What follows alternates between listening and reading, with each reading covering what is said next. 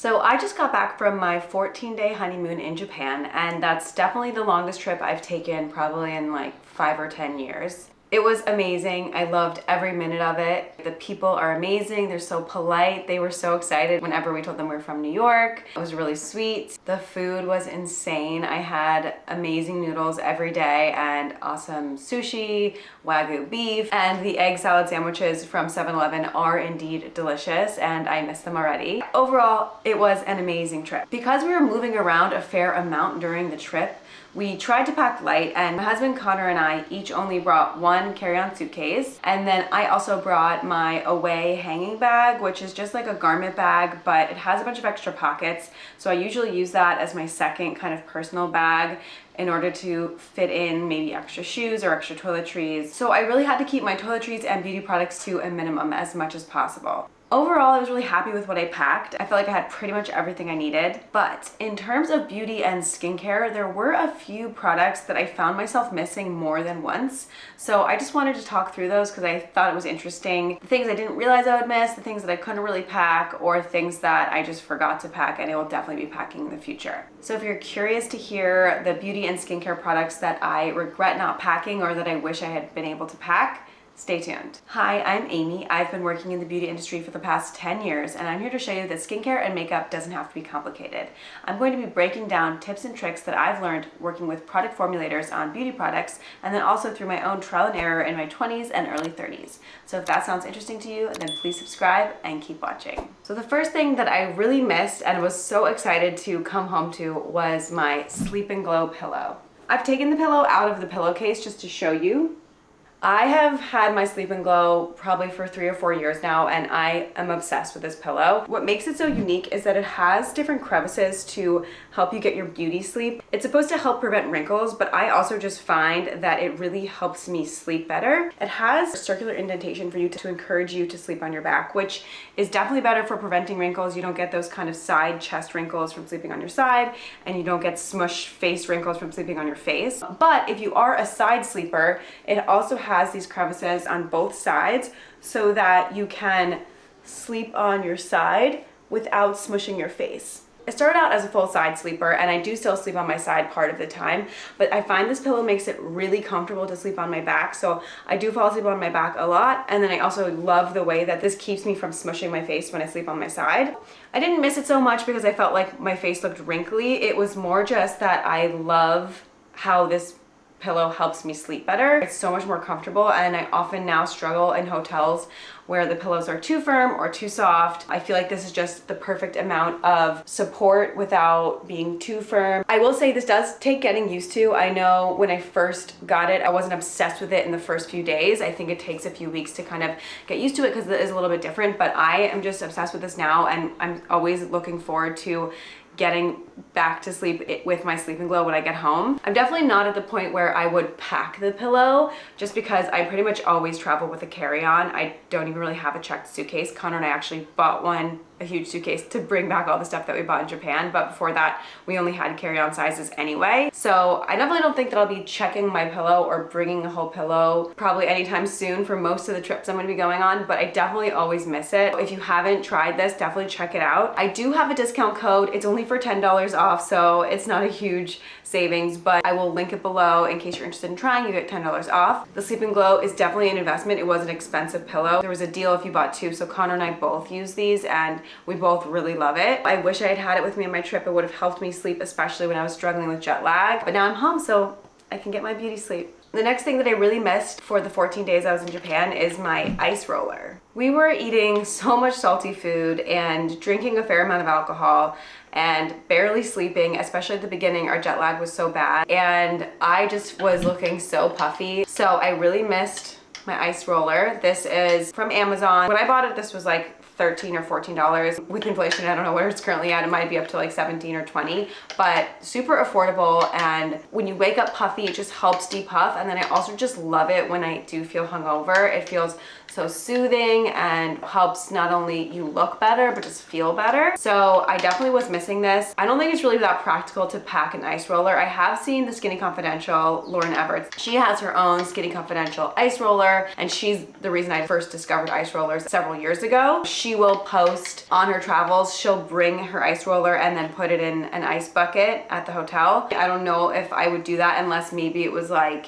for an event when I knew I was going to need to depuff. If it's just for regular day traveling, I don't feel that bad about being puffy, but that is one hack. If you want to pack your ice roller, you can get a bucket of ice in your hotel and roll away. Definitely missed this, happy to have it back, but I survived without it. The next thing that I am sad that I didn't have with me and that I regret not packing is this Clean Invisible loose powder from Covergirl. So this is a new loose powder. I actually helped develop this. We launched this in January 2023, so it's a new product, but it's a renovation of an old iconic product that's been around for I don't even know how long, probably 20, 40 years. This was originally the Covergirl Clean Loose Powder, and it had a really strong fragrance that actually smelled like Noxzema, if any of you know what Noxzema smells like. That has to do with the fact that Covergirl was originally owned by Noxzema, and they actually put Noxzema ingredients in their products a long time ago. Now we've removed the fragrance, which you know I love fragrance-free products, and we cleaned it up so it's really just a very simple ingredient list, and it's a very simple powder. It's talc-free and fragrance-free. I love this as a loose powder. It has been my current favorite loose powder. I've been using Translucent Fair. I also use Translucent Light. I think just whichever one I have around. It comes with this applicator puff that is also upgraded. So it used to come with this really terrible applicator puff that we called the dead animal at work because it was like an itchy stuffed animal material. So now it's this really nice like velour puff, which is super luxurious, little satin handle here. I like it for being able to pat on a bunch of powder and then brush it away. Kind of like the newer version of baking. I feel like not a full bake, you just leave it on for a second. I find this does a really good job of controlling oil. I don't find it drying. I think this is $5.99, maybe $6.50, but it's super affordable. But what I will say is that because it's so affordable, it doesn't really come with like any great travel features. Like some loose powders will have like a little cover that you can put over when you're traveling so that the powder doesn't come out of the holes. But this one is just, once the holes are open, they're open. I've brought this on trips before and it gets quite messy. So I figured I didn't want to pack it. Instead I packed this Laura Mercier mini of their translucent loose powder because I was like, okay, this is a more practical size, but I just really wasn't loving this, having such a small pack. It was hard to get the amount of product that I wanted. Honestly, I was wishing every day that I had this powder, even though I know it can get kind of messy. It's not that big of a deal. I think as long as you know to be careful when you're opening it and you know to kind of tap off the excess, and you might lose some product, but there's so much in here and this is so affordable that that really doesn't bother me. So I will be traveling with this, even though it isn't the most practical and you have to be a little careful. I prefer that because I found like every day I was sad that I didn't have it. If you haven't tried this loose powder and you're looking for one, definitely give it a try. Talc-free, fragrance-free, super affordable, and my current favorite. I love the puff. The next product that I regret not bringing is my Laura Mercier blush in shade Strawberry. This is my favorite blush. I love it because it's a bright matte pink. It's not shimmery, and I've been loving using it with that mid-tone blush technique where I apply a bit of a darker blush underneath. I currently am using the Milani Baked Blush in Dolce Pink. So I use that as like a base, and this is a shimmery pink. It's a bit warmer and it has some gold shimmer in it. So I've been putting this on as the base layer, then applying my Clean Invisible loose powder, and then taking the Laura Mercier blush in Strawberry and blending that on to brighten the under eyes and kind of blend the concealer and the blush together and create a really soft, diffused, kind of almost cloud-like blush look. I just find that this baby pink is just so pretty. However, I had recently seen the Haus Labs blushes and I really wanted to try this new shade. This is Dragon Fruit Days. Haus Labs is just a little bit brighter and it's a little bit cooler maybe. You can see a little bit more of the blue undertones. This Haus Labs one reminded me of the Dior blush, which I've never tried, but I was like, oh, let me try this Haus Labs. It looks really nice. And just looking at it, I'm obsessed. And I was like, comparatively, the Laura Mercier looks kind of lame. So I brought the Haus Labs. I had not even tried it. I bought it the day before I left. I hadn't even tried it on. And I was like, this is gonna be my new replacement. This is way better. But in reality, I just was struggling with how to make this one look good. So you can see it's a lot brighter Here is the Laura Mercier, and then here is the House Labs. Even on my hand, I'm like, oh, I love that House Labs color. It's more bright, it's more fun, and I just thought that was going to give me the same like soft baby pink look, but in a more bright, fun way. But I was struggling because it's a little too bright, I think, for me. It might work better on someone with a darker skin tone. It was giving 80s neon blush more than like the soft, fluttery pink that I was going for. I do love the way that this color looks on my hand and in the compact. I'm obsessed. But on my face, I just have been struggling to wear this. And this was the blush that I had, so I was trying to make it work, and I just didn't feel like my blush looked good.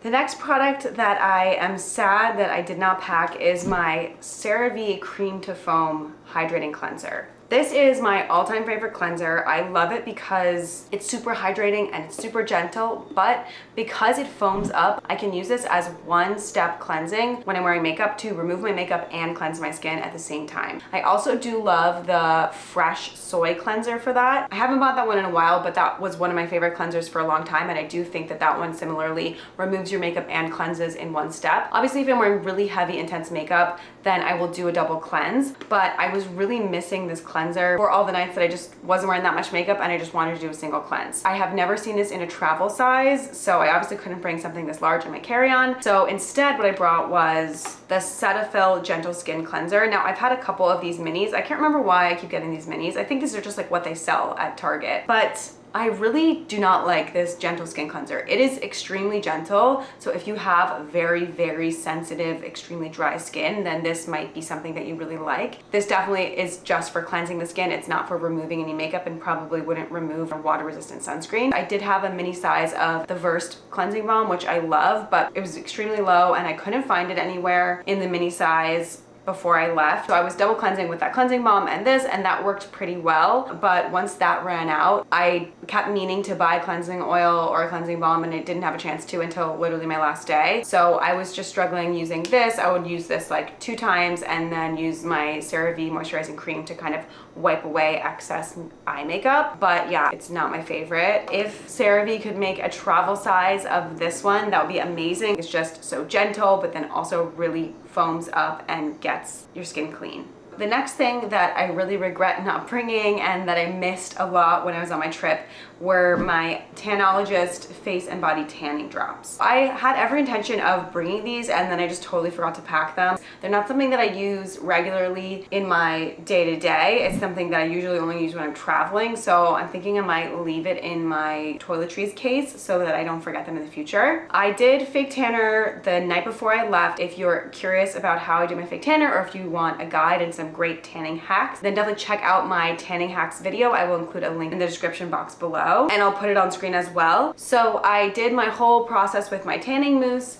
and had a nice lovely tan for the first few days. But our first hotel had a really nice spa with this pool and a hot tub, and then they also had a soaking tub, a cold plunge, a sauna, and a steam room. Connor and I love that type of like spa, sauna. So we did that every day at our first hotel, and then we went to Hakone, which was all about the hot springs. So we were in baths every day in Hakone. So I was soaking in water a lot more than I usually would, which I think just accelerated how quickly the tan faded, which is totally fine. I just felt very pale the whole time, and I genuinely always just feel like I look better when I've got my fake tan. That's just how I prefer to look.